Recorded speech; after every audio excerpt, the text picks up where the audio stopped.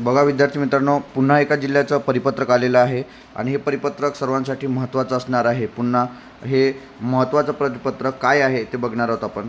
बघा, महाराष्ट्र शासन हे धाराशिवचं आहे। जिल्हा कौशल्य विकास रोजगार उद्योजकता मार्गदर्शन केंद्र धाराशिवचं हे पत्र आहे आणि हे 21 तारखेचं पत्र आहे। कालचंच पत्र आहे हे लक्षात घ्यायचं विद्यार्थी मित्रांनो।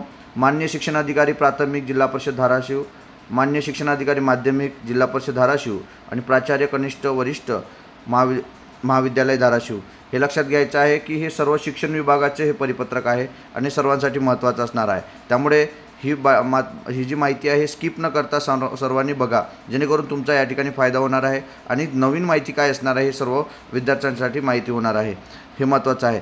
तत्पूर्वी माझ्या चॅनलला आपण पहिल्यांदा आले असाल तर माझ्या चॅनलला आपण सबस्क्राईब करा, जेणेकरून हा व्हिडिओ तुम्हाला पाहता येणार आणि असं जर अपडेट आले तर हे आपल्या चॅनलला कायमस्वरूपी मिळत राहील। बघा विद्यार्थी मित्रांनो, विषय काय आहे, विषय पहा। मुख्यमंत्री युवा कार्य प्रशिक्षण योजनेअंतर्गत प्रशिक्षण कालावधी 11 महिने करणे अनुषंगिक सूचना देण्याबाबत सूचना देण्यात आलेल्या आहे आणि सर्व प्राथमिक माध्यमिक आणि वरिष्ठ कनिष्ठ माध्यमिक जिल्हा परिषद शाळा आणि इतर बाबींचं हे पत्र असणार आहे। संदर्भही दिलेला आहे। हे 10 मार्चचं एक संदर्भ जो परिपत्रक निघलेलं होतं आणि संदर्भ 3 जो 11 मार्च 25चं हे परिपत्रक आहे, हे लक्षात घ्यायचं विद्यार्थी मित्रांनो। त्यानुसारच हे संदर्भ आहे। बघा महोदयमध्ये काय लिहिलं आहे बघू आपण। उपरोक्त विषयांवर सादर करण्यात येते की राज्यातील युवकांना त्यांच्या शिक्षणानंतर प्रत्यक्ष कामाचे प्रशिक्षण देऊन मिळण्याची क्षमता वाढवण्यासाठी मुख्यमंत्री युवा कार्य प्रशिक्षण योजना सन 2024-25 या आर्थिक वर्षामध्ये करण्यास उपरोक्त संदर्भ 1 अन्वय मान्यता देण्यात आलेली आहे। संदर्भ क्रमांक 1 संदर्भ 3 अन्वय मुख्यमंत्री युवा कार्य प्रशिक्षण योजनेच्या प्रभावी अंमलबजावणीच्या अनुषंगाने उद्योग व उमेदवारांना अधिक स्पष्टता यावी याबाबतचे शासन निर्णय परिपत्रके आणि मार्गदर्शक सूचना आपणास यापूर्वीच पाठवण्यात आल्या आहे।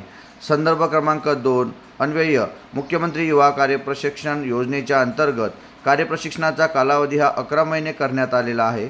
सदर योजनेअंतर्गत 6 महिने पूर्ण कार्यप्रशिक्षण झालेल्या तसेच 5 महिने उर्वरित प्रशिक्षण घेणाऱ्या सर्व प्रशिक्षणार्थींनी cmy.masvayam.gov.in या संकेतस्थळावरील प्रशिक्षणार्थीचे इंटर्म लॉगिन मधून आधार नोंद, आधार व्हॅलिडेशन CMY-KPY या पोर्टलवर करून घेण्यात यावी।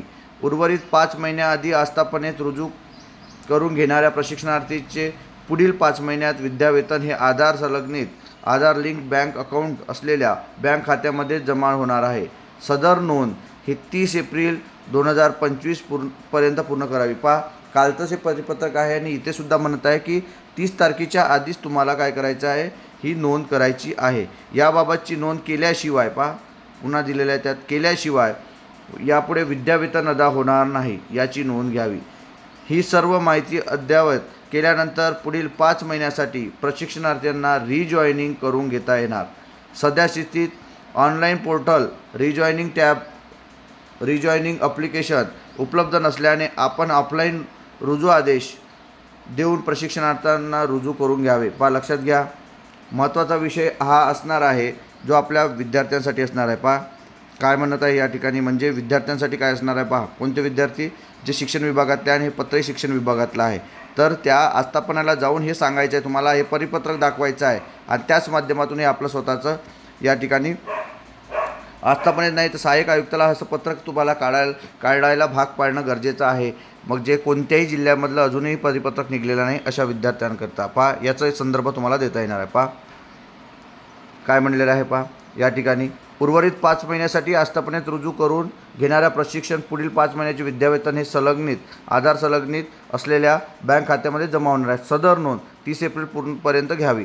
याबाबतची नोंद केल्याशिवाय विद्यावेतन अदा होणार नाही। पुढे काय म्हणताय बघा, इथून महत्त्वाचं आहे, ही सर्व माहिती अद्ययावत केल्यानंतरच पुढील 5 महिन्यासाठी प्रशिक्षणार्थ्यांना रिजॉईनिंग करून घेता येणार आहे।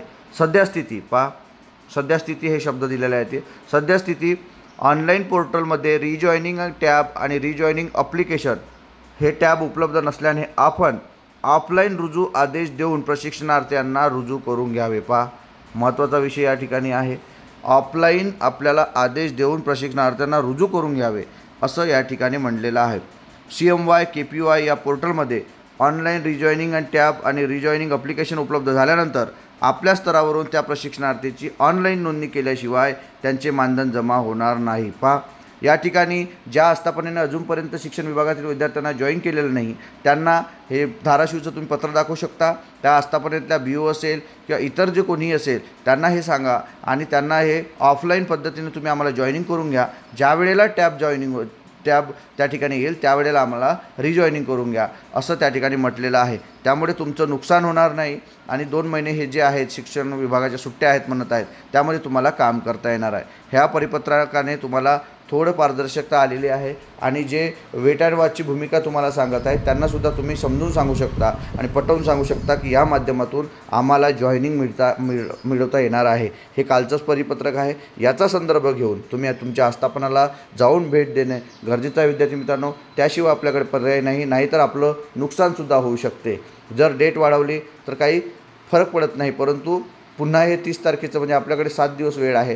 याचा विचार आपल्याला करायचा आहे की ऑफलाईन जॉईनिंग करून घेण्याच्या संदर्भात. असं हे आजचं अपडेट होतं विद्यार्थी मित्रांनो. हे अपडेट आपल्याला कसं वाटलं हे नक्की कमेंट बॉक्समध्ये कळवा आणि अशाच अपडेटकरिता माझ्या या चॅनलला आपण सबस्क्राईब करा आणि स्नेहनील आर्ट ऑफ टीचिंग आणि स्नेहनील्स आर्ट ऑफ टीचिंग टेलिग्राम आणि व्हॉट्सअप या दोन्ही लिंकला आपण जॉईन व्हा, जेणेकरून हे परिपत्रक तुम्हाला त्या माध्यमात मिळेल आणि तुम्ही या संदर्भानं तुम्ही तुमचं काम करू शकता विद्यार्थी मित्रांनो आणि तुमच्या आस्थापनेला सुद्धा भेट देऊ शकता. धन्यवाद.